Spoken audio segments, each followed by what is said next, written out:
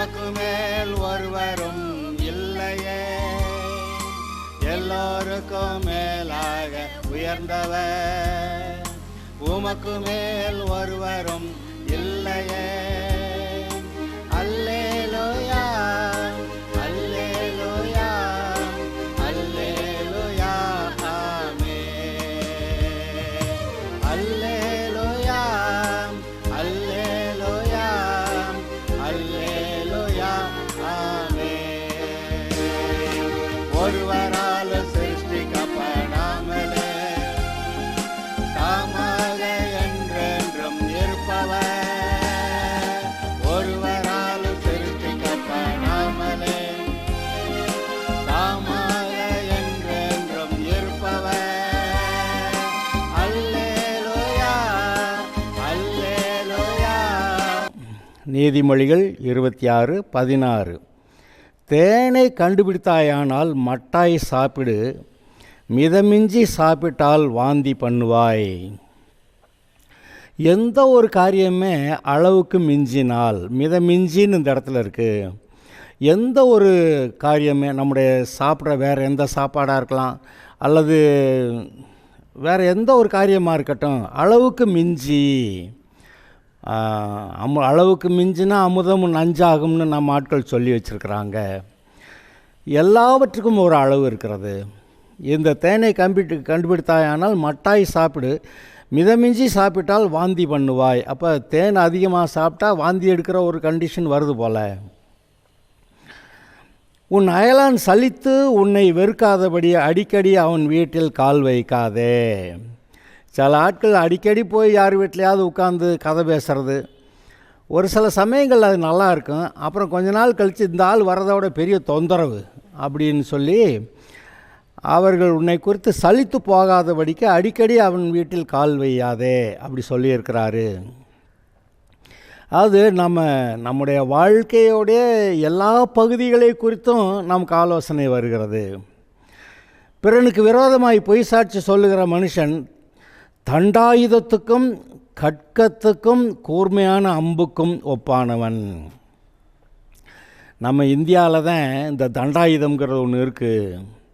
இந்த தண்டாயுதத்துக்கும் கட்கத்துக்கும் கூர்மையான அம்புக்கும் ஒப்பானவன் யார்? பிறனுக்கு விரோதமாய் பொய் சாட்சி சொல்கிறவன். ஆபத்து காலத்தில் துரோகியை நம்புவது அவனே துரோகி. ஆபத்து காலத்தில் போய் துரோகியை நம்பி அவன்கிட்ட ஒரு உதவி கேட்டா நோ.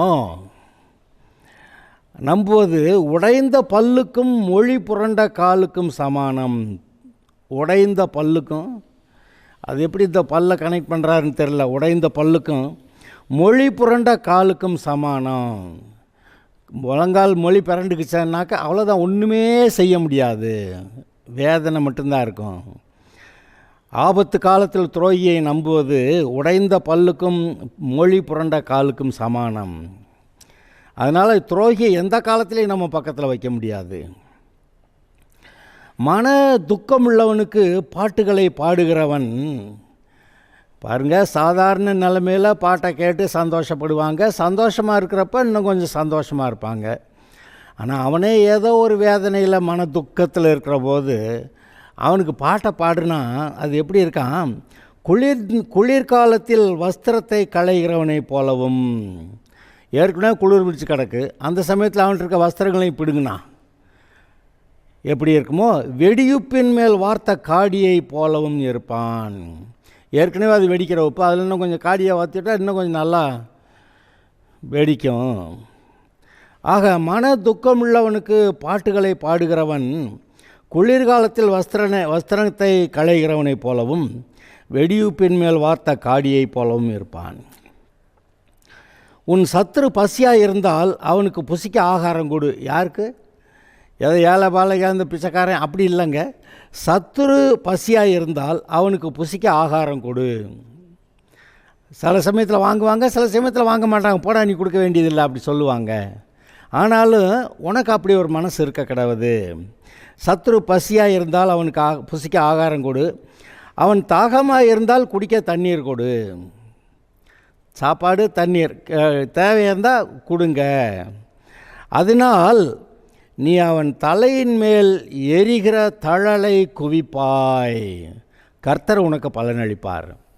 அதாவது அவனுக்கு நீங்கள் சாப்பாடு கொடுத்து தண்ணீர் கொடுத்து அதுக்கப்புறமும் அவன் சண்டைக்காரனாகவே இருக்கிறான்னா, சத்ருவாகவே இருக்கான்னா, கர்த்தர் சொல்கிறாரு, நீ இப்படி செய்கிறதுனால, அன்பு கூறுறதுனால அவன்கிட்ட நியாய தீர்ப்பை சீக்கிரமாக கர்த்தர் நிறைவேற்ற வழி செஞ்சிடுறேன்றார். அது அக்கினி, அவனுடைய தலையில் அக்கினி தழலை குவிப்பாய். ஆமாம், கர்த்தர் உனக்கு பலனளிப்பார். அதாவது சத்துருக்கள்கிட்ட அன்பு கூறுற ஒரு விஷயத்தை சொல்கிறாரு பார்த்தீங்களா, அது இப்படி நிஜமாக வரும்போது நாம் செய்கிறது நமக்கு நல்லது. வடகாற்று மழையையும் புறங்கூறுகிற நாவு கோப முகத்தையும் பிறப்பிக்கும். இஸ்ரவேல் தேசத்துக்கு வடக்கு பக்கத்திலிருந்து காற்றடித்தா அது மழையை கொண்டு வருமா. புறங்கூறுகிற நாவு கோப முகத்தை பிறப்பிக்கும். ஒருத்தன் போய் நம்மளை பற்றி எங்கேயோ ஒருத்தன்ட புறங்கூறுறான்னா நமக்கு உடனே ஜிவ்வுன்னு ஆகுது பாருங்க. அதை சொல்கிறாரு. சண்டைக்காரியோட ஒரு பெரிய வீட்டில் குடியிருப்பதை பார்க்கலும் வீட்டின் மேல் ஒரு மூலையில் தங்குவதே நலம். இந்த அம்மா கண்ணில் படாமல் இருக்கிறதே நல்லது அப்படின்னு சொல்கிறாரு. தூர தேசத்திலிருந்து வரும் நற்செய்தி விடாய்த்த ஆத்மாவுக்கு கிடைக்கும் குளிர்ந்த தண்ணீருக்கு சமானம். உங்கள் பிள்ளைங்க தான் எங்கேயோ ரொம்ப தூர தேசத்தில் இருக்கிறாங்க, அவங்களுக்கு ஏதோ கஷ்டம்லாம் நீங்கள் கேள்விப்படுறீங்க. அப்போல்லாம் உங்கள் மனசு எவ்வளோ கஷ்டப்படுது. அப்புறம் ஒரு நேரம் அந்த தூர தேசத்துலேருந்து உங்கள் பிள்ளைகளை பற்றி நல்ல செய்தி வந்தால், அவங்க நல்லா வேலை கிடச்சிருச்சு, நல்லா சம்பாதிக்கிறாங்க, குடும்பத்தில் நல்லா எஸ்டாப்ளிஷ் ஆகியிருக்காங்க, அவங்களுக்கு ஒரு வீடெல்லாம் இருக்குது அப்படின்னு ஏதோ ஒன்று நீங்கள் கேள்விப்படுறீங்கன்னு வைங்க. அது எப்படி இருக்கான், விடாய்த்த ஆத்மாவுக்கு கிடைக்கும் குளிர்ந்த தண்ணீருக்கு சமானம். வெயிலிருந்து வர்றவனுக்கு, களைச்சி போயிருக்கக்கூடிய தாகமாக இருக்கிற மனுஷனுக்கு குளிர்ந்த தண்ணீர் கொடுத்தா எப்படி இருக்கும், அப்படி இருக்கான். துன்மார்க்கருக்கு முன்பாக நீதிமான் தள்ளாடுவது சரியில்லை. துன்மார்க்கனுக்கு முன்னாக நீதிமான் தள்ளாடக்கூடாது. அப்படி தள்ளாடுனா அது கலங்கின கிணற்றுக்கும் கெட்டுப்போன சுனைக்கும் ஒப்பாயிருக்கும். கிணறு கலங்கி போச்சுன்னா, சுனை கெட்டு போச்சுன்னா அது எதுக்கு பயன்படும்? அதாவது துன்மார்க்கருக்கு முன்பாக நீதிமான் தள்ளாடுவது, அப்போ இந்த நீதிமானுடைய நிலைமை எப்படி ஆயிடுது? கெட்டுப்போன சுனை, கலங்கி போன கிணறு. நீதிமான் தள்ளாடக்கூடாது. நீதிமானுடைய தேவைகளை சந்திப்பார்னு போட்டிருக்கு. நீதிமான்களுடைய பாதை நடுப்பகல் வரைக்கும் அதிகமாய் பிரகாசிக்கிற சூரிய பிரகாசம் போல தான் இருக்கும்னு இருக்குது. கர்த்தரை ஏற்றுக்கொண்டவர்கள் தான் நீதிமான்கள். கர்த்தரை தேடுகிறவர்களுக்கு ஒரு நன்மையும் குறைப்படாதுன்னு எழுதியிருக்கு. ஆனாலும் அப்படி நீதிமானாக இருக்கிறப்ப ஒரு சோதனையாக ஒரு காரியம் வரும்போது நீ தள்ளாடக்கூடாது. கர்த்தருடைய சமூகத்தில், கர்த்தாவே நீர் எனக்கு போதுமானவர், நான் உம்முடைய சமூகத்தில் நிற்கிறேன், நீர் ஏற்ற சமயத்தில் என்கிட்ட வருவீர், எனக்கு விடுதலையும் ஆசீர்வாதம் கொடுப்பீர்னு சொல்லிட்டு திடகாத்திரமாக, தைரியமாக, சந்தோஷமாக கர்த்தருக்குள்ளே நம்ம முன்னேறது அவசியம். தேனை மிகுதியாய் உண்பது நல்லதல்ல, அதே போல் தற்புகளை நாடுவதும் நல்லதல்ல. தன்னைத்தனியே பற்றி புகழ்ந்து பேசிக்கிறது நல்லதல்ல. தன் ஆவியை அடக்காத மனுஷன் மதிலிடிந்த பாழான பட்டணம் போல் இருக்கிறான். எனக்கு கோபம் வருதுங்க, அதுக்கு மேலே என்னால் தாங்க முடியாது அப்படின்னு சொல்லி எதையாவது கோபப்பட்ட ஆத்திரத்தில் ஏதாவது செய்யும்போது அது எல்லாமே தப்பாக தான் முடியுதே ஒழிய, கோபப்பட்டு ஆத்திரப்பட்டாலாம் செஞ்சேங்க கடைசிக்கு நன்மையாக இல்லை, நன்மையாக வராது. தன் ஆவியை அடக்காத மனுஷன் மதில் இடிந்த பாழான பட்டணம் போல் இருக்கிறான். பட்டணம் பாழாக இருக்குது, அதோடைய மதில் இடிஞ்சு கிடக்கு. அதாவது எதிரிகள் மதிலை இடித்து அங்கே பட்டணத்தில் இருக்கிறதெல்லாம் கொள்ளையடிச்சிட்டு போயிட்டாங்க. அப்படின்னா தன்னுடைய ஆவியை அடக்காத மனுஷனுடைய வாழ்க்கை இப்படி இருக்கிறது அப்படின்னு சொல்லியிருக்கு. அருமையானவர்களே, நம்முடைய we have to keep our cool. நாம் எப்போவுமே சமாதானமாக, அமைதலாக, அதாவது சில பிரச்சனையான காரியங்கள் இருந்தாலும் கூட சமாதானமாக இல்லைன்னா கூட அமைதல் காக்க வேண்டும். சமாதானம் வேற, அமைதி வேற. அமைதியை காத்து அவர் வரும் வரைக்கும் காத்திருக்கிறது அது ரொம்ப நல்லது. கர்த்தருக்கு காத்திருக்கும்போது அவர் ஏற்ற சமயத்தில் அவர் உயர்த்துவார். இப்போ தான் இங்கே ஒரு தடவை வாசித்தோமா, ஏற்ற சமயத்தில் சொல்லப்பட்ட வார்த்தை வெள்ளித்தட்டில் வைக்கப்பட்ட பொற்பழங்களுக்கு சமானம். அது ஏற்ற சமயம் வரைக்கும் நம்மளும் காத்திருக்கணும். அது நமக்கு நல்லது. கர்த்தர் வருவார், கர்த்தர் நம்மை பாதுகாப்பார், தேவைகளை சந்திப்பார், சுற்றிலுமாக இருக்கிற ஜனங்களுக்கு முன்னாடி ஒரு உயர்வை கட்டளையிடுவார். அல்லேலூயா. சரி, நீதிமொழியில் 26 போகலாம். உஷ்ண காலத்திலே உறைந்த பனியும் அறுப்பு காலத்தில் மழையும் தகாதது போல மூடனுக்கு மகிமை தகாது. மூடனை ராஜா வாக்குறீங்கன்னு வைங்க, அது என்ன ஆகும் பாருங்க. அதுபோல், அதாவது உஷ்ண காலத்தில் உறைந்த பனியும், வெயில் காலத்தில் உறைந்த பனி பெஞ்சிச்சுன்னா இது ரெண்டும் மீட் பண்ணால் அதாவது வியாதி தான் வரும். அறுப்பு காலத்தில் மழையும் தகாதது போல், அறுவடை நேரத்தில் மழை பெஞ்சிருச்சுங்க. சில சமயத்தில் செய்தி கேட்டிருக்கீங்களா, இந்த தஞ்சாவூர் பக்கங்களில் அந்த அறுவடை சமயத்தில் மழை பெஞ்சிரும். அங்கே அறுவடைக்கு ரெடியாக இருந்த நெல் அப்படியே ஒரு அடி தண்ணியில் மூழ்கிடுச்சு அப்படி சொல்லுவாங்க. அது ரொம்ப கஷ்டம். மறுபடியும் அதை எடுத்து அறுவடை செய்வது ரொம்ப கஷ்டம். அறுப்பு காலத்தில் மழையும் தகாதது போல் மூடனுக்கு மகிமை தகாது. மூடனை அவன் லெவலில் தான் வைக்கணும். அவன்கிட்ட அன்பு குறைன்னு உங்களை பக்கத்தில் உட்கார வச்சுக்கிற அளவெல்லாம் பண்ணக்கூடாது. மகிமை கொடுக்கக்கூடாது. அவன் ஏன்னா மூடன், அவன் விவரம் தெரியல நீங்கள் சொல்லக்கூடாது. அவன் எனக்கு தேவனை பற்றி அறிகிற அறிவு வேண்டான்னு ஒரு தீர்க்கமான முடிவோடு இருக்கிறவன் அவனை தான் மூடன்னு பைபிள் சொல்லுது. நாம் பொதுவாக சில சமயத்தில் நம்ம ஏதோ மூடத்தனமாக அப்படி செஞ்சுட்டேங்க, எப்போயோ ஒரு தடவை மூடத்தனம் என்னமோ செய்கிறது வேற. ஆனால் மூடன்னு பேர் வாங்குகிற அளவுக்கு எப்போதுமே மூடத்தனம் செய்கிறது அது கர்த்தர் எனக்கு வேண்டாம், அவருடைய ஞானம் வேண்டாம் அப்படின்னு அவங்கள தான் மூடன்னு பேரே வாங்குகிறான்.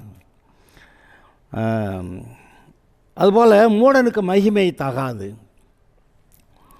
அடைக்கலான் குருவி அலைந்து போவது போலும், தகைவிலான் குருவி பறந்து போவது போலும் காரணமில்லாமல் இட்ட சாபம் தங்காது. பொதுவாக பைபிளில் என்ன சொல்லியிருக்கு, உங்களுடைய வாயின் வார்த்தையின்படி ஆகும், விசுவாசத்தோடு நீங்கள் பேசுகிற வார்த்தையின்படி உங்களுக்கு ஆகும். மலையை பார்த்து பெயர்ந்து போன்னு சொன்னால் போயிடும் அப்படி சொல்கிறாரு. வெளிச்சம் உண்டாக கடவுதுன்னு சொன்னால் வெளிச்சம் உண்டாகும்ன்றாரு. கர்த்தர் சொல்கிறது மட்டும் இல்லை, நீங்கள் என்ன சொல்கிறீங்களோ அது நடக்குங்கிறாரு. அதே போல் ஒரு சாபம் போட்டிங்கன்னா அது நடக்கும்ன்றார். எப்படி ஏசுனார் ஒரு மரத்தை சபிச்சு போய் பழம் இருக்கான்னு தேடினாராம். அந்த மரம் உனக்கு பழம் கொடுக்க மாட்டேன்னு சொல்லிடுச்சான். சொல்லிட்டாராம், இனி ஒருவனும் உன்னிடத்துல கனி புசியாது இருப்பானாக, ஒரு காலும் உன்னிடத்துல கனி புசியாது இருப்பானாக அப்படி சொல்லிட்டாராம். அந்த மரம் பட்டு போச்சாங்க. அப்போ அவருடைய சாபத்துக்கு உட்பட்ட அந்த மரம் பட்டு போய்விட்டது. நாம் அவருடைய சாயலில் ரூபத்தில் இருக்கிறோம். நாம் அவரை போல் வாழணும், செயல்படணும்னு கர்த்தர் சொல்கிறாரு. அப்படி நாம் தேவனுடைய பிள்ளைகளாக இருந்து சகல காரியங்களையும் நல்ல வார்த்தைகளை சொல்லி நடத்தும்போது அது ஆசீர்வாதம். வெளிச்சம் உண்டாக கடவுது, இந்த பிள்ளைக்கு நல்லா புத்தி உண்டாக கடவுது, இந்த இடத்துல வீட்டாருக்கு விடுதலை உண்டாக கடவுது, இன்னாருக்கு சுகம் உண்டாக கடவுது, அப்படி ஏதாவது நீங்கள் பேசுனீங்கன்னா அது நல்லது. ஆனால் சில சூழ்நிலைகள் வருதுங்க, நம்ம ஆட்களுக்கு அவ்வளோ ஆத்திரம் கோபமாக வரும், இவனுக்கெல்லாம் ஒரு கேடு வரலையே அப்படின்னு நம்ம நினைப்போம். ஆனால் நீங்கள் அவ்வளோ லேசில் அவங்கள சபிக்க முடியாது. அப்படி சபிக்கக்கூடாது. அதாவது சாபத்துக்கு உட்படுகிறவர்களை கூட சபிக்கக்கூடாது, அவங்களுக்காக ஜெபம் பண்ணுன்னு சொல்கிறாரு. ஆனால் அதே சமயத்தில் இங்கே ஒரு சின்ன வித்தியாசத்தை காட்டுறாரு. என்னது? காரணமில்லாமல் இட்ட சாபம். அவனை சபிக்கிறதுக்கு ஒன்றும் காரணமே இல்லை, ஆனாலும் நீ அவனை சபிச்சேன்னா காரணமில்லாமல் இட்ட சாபம் தங்காது. எல்லாத்தையும் கர்த்தர் பார்த்துக்கிட்டு தான் இருக்கிறாரு, எல்லாம் அவருடைய கண்ட்ரோலில் இருக்குது. நாமளும் பொதுவாக சபிக்கக்கூடாது. ஏசுனார் அந்த ஒரே ஒரு கேஸ் தான் சபித்ததாக பைபிளில் ரெக்கார்டு இருக்குது. ஆனால் மற்றபடி எல்லாம் ஆசீர்வாதமாக நான் அவைகளுக்கு ஜீவன் உண்டாயிருக்கவும் அந்த ஜீவன் பரிபூரணப்படவும் வந்தேன்னாரு. அதுபோல் நாமும் இயேசுவை போல போக்குவரத்தான இடங்களிலே நன்மை செய்கிறவர்களாக இருக்கிறதையே கர்த்தர் விரும்புகிறார். அந்த எசேக்கியேல் 47 அந்த நதி போகிற இடமெல்லாம் அங்கே ஜீவராசிகள் ஆரோக்கியப்பட்டு பிழைக்கும் அப்படி சொல்கிறாரு. அதுபோல் நீங்கள் போகிற இடமெல்லாம் ஜனங்கள் ஆரோக்கியப்பட்டு பிழைக்கத்தக்கதாக உங்களுடைய வார்த்தைகள் இருக்கிறது நலம் என்று நமக்கு இது புரிகிறது. சரி, குதிரைக்கு சவுக்கும் கழுதைக்கு கடிவாளமும். குதிரைக்கு சவுக்கு எடுத்து அடித்தா போகும் நல்லா, கழுதைக்கு கடிவாளமும். அதுபோல் மூடனுடைய முதுகுக்கு ஏற்றது பிரம்பு. மூடனுடைய அது குதிரைக்கு ஒன்று, கழுதைக்கு ஒன்று. மூடனுக்கு முதுகுக்கு பிரம்பும் ஏற்றது. சரி, மூடனுக்கு அவன் மதியினத்தின்படி உத்தரவு கொடாதே, கொடுத்தால் நீயும் அவனை போலாவாய். மூடனோட உட்காந்து பேசிக்கிட்டு இருக்கிறவங்கள மற்றவங்க என்ன சொல்லுவாங்க? இவனு அவனோட சேர்ந்துட்டானா, இவனு அவனோட சேர்ந்து மூடன் ஆயிட்டானா அப்படி சொல்லுவாங்க. அதனால் அவனுடைய இந்த மூடனுடைய மதியினத்தின்படி மறு உத்தரவு கொடுக்காதே, கொடுத்தால் நீ அவனை போலாவாய். அடுத்த வசனம் பாருங்கள். மூடனுக்கு அவனுடைய மதியினத்தின்படி உத்தரவு கொடாவிட்டால் அவன் தன் பார்வைக்கு ஞானியாக இருப்பான். பதிலுக்கு நீ அவனை 2 டோஸ் விடுற மாதிரி அவனுக்கு பதில் சொல்லலை, அவன் தன்னுடைய பார்வைக்கு ஞானியாக இருப்பான்னு. என்னங்க பாஸ்டர், முதல் வசனத்தில் மூடனுக்கு பதில் சொல்லாதேன்னு போட்டிருக்கு, அப்புறம் அடுத்த வசனமே மூடனுக்கு பதில் கொடுன்னு போட்டிருக்கு. நீங்கள் இந்த இடத்துல நிதானிச்சுக்கங்க, எதை செஞ்சால் நல்லதுன்னு பார்த்து அதை செய்யுங்க. பொதுவாக மூடனுடைய பேச்சுகளுக்கு நம்ம பதில் சொல்லிக்கிட்டு இருக்க முடியாது. ஆனால் எப்பயாவது ஏட்டிக்கு போட்டியாக சில சமயத்தில் வந்துருச்சு, சரியான பதிலை கொடுத்து அவனை அடக்கணும். ஓகே, 6வது வசனம். மூடன் கையிலே செய்தி அனுப்புகிறவன், மூடனுடைய கையில் செய்தி அனுப்புகிறவன் தன் கால்களை தரித்து கொண்டு நஷ்டத்தை அடைகிறான். அது எப்படி இருக்குன்னா, மூடனுடைய செய்தி அனுப்பிவிட்டா இவன் காலை இவன் வெட்டிக்கிட்டு நஷ்டத்தை அடைகிறான். ஏன்னா மூடன் கொண்டு போய் ப்ராப்பராக சேர்க்க மாட்டான் செய்தியை. நொண்டியின் கால்கள் குந்தி குந்தி நடக்கும், அப்படியே மூடரின் வாயில் உள்ள உவமை சொல்லும் குந்தும். திரும்ப வாசிக்கிறேன். நொண்டியுடைய கால்கள் குந்தி குந்தி நடக்கும். நொண்டியாக அப்படி தான் நடப்பான், அதில் ஒன்றும் விசேஷம் ஒன்றும் இல்லை. அப்படியே மூடரின் வாயில் இருக்கிற உவமை சொல்லும் குந்தும். மூடருடைய வாயில் இருக்க உவமை சொல் அதுவும் குந்தி குந்தி வருதுன்னு. மூடனுக்கு கனத்தை கொடுக்கிறவன் கவனிலே கல்லை கட்டுகிறவனை போல் இருப்பான். பாருங்கள், இந்த ஒரு பகுதி மூடனை பற்றியா திரும்ப அவனை பற்றி பேசிகிட்டு இருக்கு. மூடனுக்கு கனத்தை கொடுக்கிறவன் கவனிலே கல்லை கட்டுகிறவனை போல் இருப்பான். மூடன் வாயில் அகப்பட்ட பழமொழி வெறியன் கையில் அகப்பட்ட முள். மூடன் வாயில் அகப்பட்ட பழமொழி அது யார் மேலே வேணாலும் அவன் வீசும். அது என்ன, அவன் கையில் இருக்க முள், அகப்பட்ட முள், அதை வச்சு வீசினான்னாக்க வர்ற ஆள் எல்லாத்தையும் காயமாக்கி விட்டுறான். பலத்தவன் அனைவரையும் நோக பண்ணி, பலத்தவன் பலசாலியாக இருக்கிற ஆள் அனைவரையும் நோக பண்ணி மூடனையும் வேலை வாங்குகிறான். மூடனை கூட வேலை வாங்கிடுவான். அவன் யார்? பலத்த ஆள்.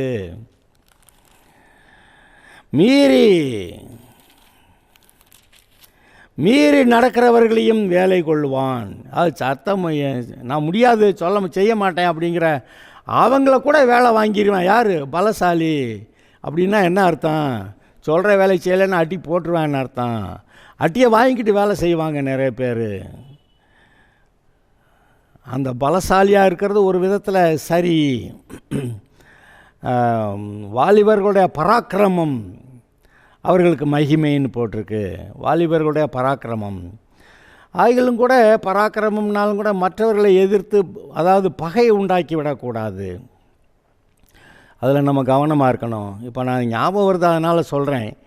சில ஆட்கள் தன்னுடைய வாலிப வயதில் அல்லது தங்களுக்கு பெலன் இருக்கிற காலங்களில் அடுத்தவர்களை கொள்ளையடித்தானே, அடுத்தவர்களை மதிக்காமல் கெட்ட வார்த்தைகளை பேசி, கேவலமாய் பேசி அப்படியெல்லாம் இருக்கிற ஆட்கள் அவர்கள் முதிர் வயது வரும்போது தங்களுடைய சரீர பலன் குன்றும்போது அவர்களுக்கு அந்த அந்த மனநிலை கூட அப்படி ஞாபக சக்தி இல்லாமல் சில குழப்பத்தில் எல்லாம் போகிறப்ப, இதுக்கு முன்னாடி இவன்ட்ட வை வாங்கின ஆளுகள்லாம், கண்டபடி கேவலப்பட்ட ஆட்கள்லாம் என்ன செய்வாங்கன்னு நினைக்கிறீங்க? பின்னாடி ஒரு நாளில் பழி தீர்க்க வந்துடுவான். அதனால் பலசாலியாக இருக்கிறவன் மூடனை வேலை வாங்கலாம், மீறி நடக்கிறவனையும் வேலை வாங்கலாம். ஆனால் எல்லாவற்றிலும் ஒரு நிதானம் இந்த ஆட்களுக்குள்ளே இருக்கணும். கர்த்தருடைய வழிநடத்தல் அங்கே இருக்கிறதை பார்க்கறது நல்லது. நாயானது தான் கக்கினையை தின்னும்படி திரும்புவது போல மூடனும் தன் மூடத்தனத்துக்கு திரும்புகிறான். ஏன் தொடர்ந்து மூடனாக வருது? சரி, எப்படி நாயானது தான் கக்கினதை தின்னும்படி திரும்புகிறது போல. இந்த நாயை பற்றி பைபிளில் ஒரு நல்ல ரிப்போர்ட் கூட எழுதலை. ஆனால் இங்கே சொல்கிறாரு, தான் கக்கினதை தின்னும். அது அருவருப்பாக இருக்குது. அதுபோல் மூடனு தன் மூடத்தனத்துக்கு திரும்புகிறான். அது அவனுக்கு அருவருப்பாக தெரில, நமக்கு தான் பார்க்க அருவருப்பாக இருக்குது. தன் பார்வைக்கு ஞானியாக இருப்பவனை கண்டாயானால் அவனை பார்க்கலும் மூடனை குறித்து அதிக நம்பிக்கையாக இருக்கலாம். மூடனையே நல்லவனாக்குகிற ஒரு காரியம் எங்கேன்னா, தன்னுடைய பார்வைக்கு ஞானியாக இருக்கிறவன் அவனை நம்புறதை பார்க்கலும் மூடனை நம்பலாம்ப்பா அப்படின்னு. அப்போ இது ஏதோ ஒன்று நம்ம கவனித்து பார்க்கணும். தன்னுடைய பார்வைக்கு ஞானியாக இருக்கிறவன் அவன் மூடனை விட கேவலமானவன். சரி, இதுவரைக்கும் மூடனை பற்றி 12 வசனங்கள் மூடனை பற்றி தொடர்ந்து சொல்லிக்கிட்டே வந்திருக்கிறாரு. ஓகே, அடுத்ததுக்கு போகலாம். 13வது வசனம், வழியிலே சிங்கம் இருக்கும், நடுவீதியிலே சிங்கம் இருக்கும் என்று சோம்பேறி சொல்லுகிறான். எந்த வேலையும் செய்ய பிடிக்காத ஆள், ஆனால் கடைசியில் சம்பளம் மட்டும் வேணும். இப்படி ஆட்கள் நிறைய இருக்கிறாங்க. வழியிலே சிங்கம் இருக்கும், நடுவீதியிலே சிங்கம் இருக்கும் என்று சோம்பேறி சொல்லுவான். கதவு கீழ்முழையில் ஆடுகிறது போல சோம்பேறியும் படுக்கையில் ஆடிக்கொண்டிருக்கிறான். படுக்கையை விட்டு எந்திரிக்கவே மனசு வராது. படுக்கையில் ஒரு இடத்துல படுத்திருக்க மாட்டான். அங்கிட்டு பிறண்டு, அப்புறம் இந்த அங்கிட்டு பிறண்டு, அப்புறம் இங்கிட்டு பிறண்டு, கதவு கீழ்முழையில் ஆடிக்கொண்டிருக்கிறது போல இவனு படுக்கையில் ஆடுகிறான். சோம்பேறி தன் கையை களத்திலே வைத்து அதை தன் வாய்க்கு திரும்ப எடுக்க வருத்தப்படுகிறான்.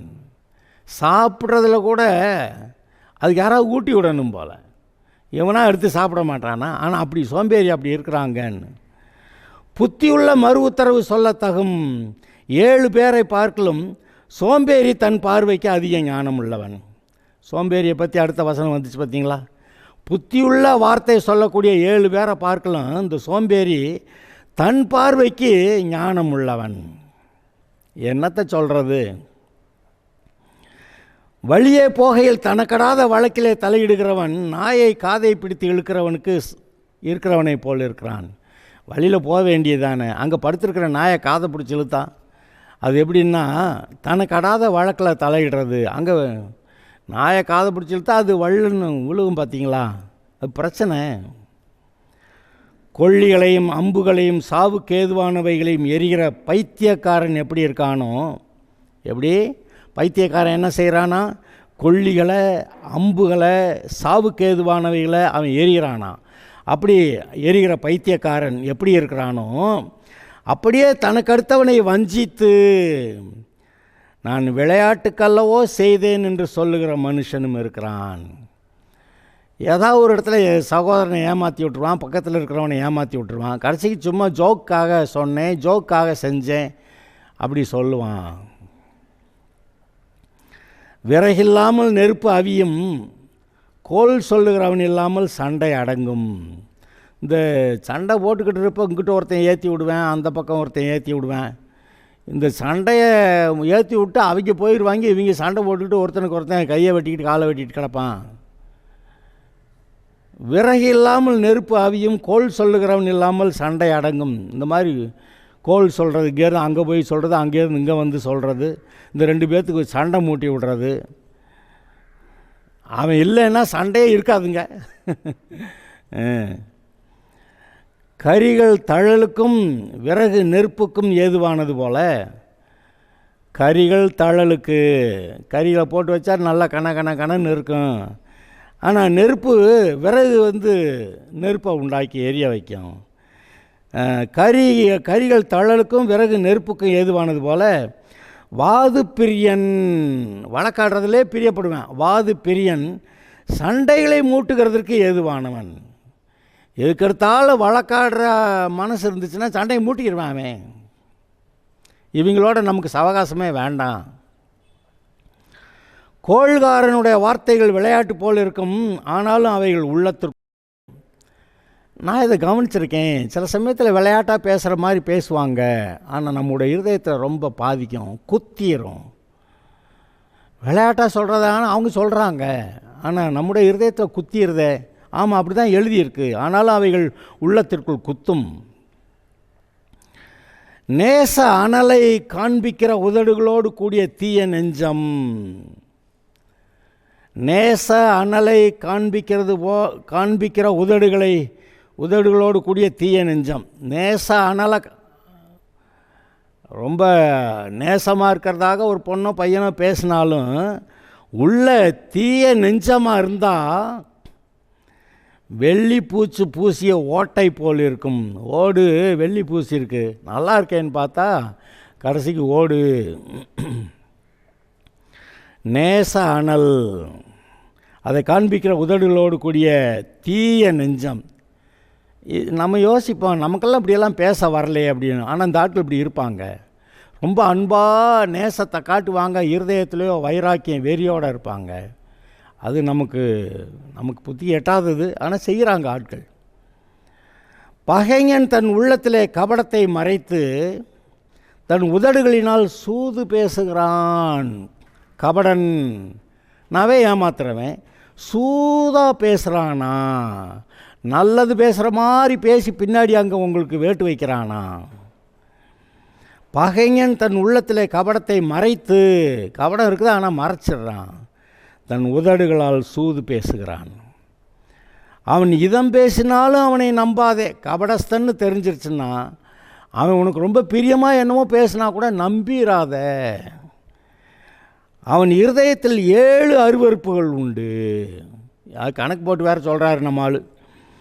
பகையை வஞ்சகமாய் மறைத்து வைக்கிறவன் எவனோ அவனுடைய பொல்லாங்கு மகா சபையிலே வெளிப்படுத்தப்படும். இப்படி பொல்லாங்காக இருந்துக்கிட்டு ஆனாக்க பாரு நல்லவன் போல் நடந்துக்கிட்டு இருக்கிற ஆளுங்க ஒரு நேரம் வரும், அவங்க மகா சபையிலே அவர்களுடைய வஞ்சகம் கபடம் வெளிப்படும். ஊரார் எல்லாருக்கும் ஒரு நேரம் தெரிஞ்சிடும் இவன் எப்பேற்பட்ட ஆளுன்னு. படுகுழியை வெட்டுகிறவன் தானே அதில் விழுவான், கல்லை புரட்டுகிறவன் மேல் அந்த கல் திரும்ப விழும்.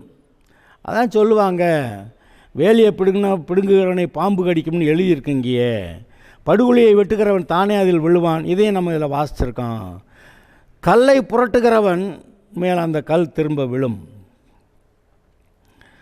கள்ள நாவு தன்னால் கிளேசப்பட்டவர்களை பகைக்கும். இந்த கள்ளம், வஞ்சம், தீய நெஞ்சம், கோள்காரன், வாது பிரியன், கோல் சொல்கிறவன், இந்த மாதிரியா சில விஷயங்களை இந்த இடத்துல பார்க்குறோம் பார்த்தீங்களா. ஆக இந்த இடத்துல இந்த தலைப்பில் இருக்கக்கூடிய சில வசனங்களை எடுத்து எழுதியிருக்கிறத பார்க்குறோம்.